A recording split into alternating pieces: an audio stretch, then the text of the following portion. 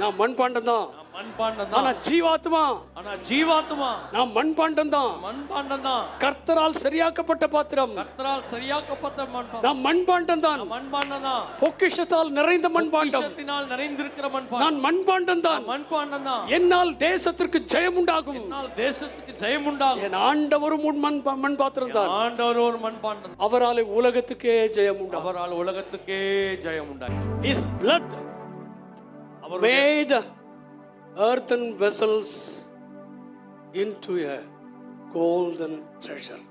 இந்த ரத்தம், இயேசுவின் ரத்தம் மண்பாண்டமாகிய என்னை பொக்கிஷமாய் மாற்றியது. பொக்கிஷ சாலையாக கூட பொக்கிஷ சாலையாகவே மாற்றியது. ஏன்னா இந்த மண்பாண்டத்துக்குள்ள தான பொக்கிஷம் இருக்கு. மண்பாண்டத்துக்குள்ள தான் பொக்கிஷம் இருக்குது. அந்த பொக்கிஷம் வந்தாச்சுனா இந்த மண்பாண்டம் என்ன ஆயிடுச்சு? இப்போ மண்பாண்டம் இப்ப என்ன ஆச்சு? பொக்கிஷ சாலை. பொக்கிஷ சாலையாய் மாறி. இதிலிருந்து எடுத்து கொடுப்பேன்.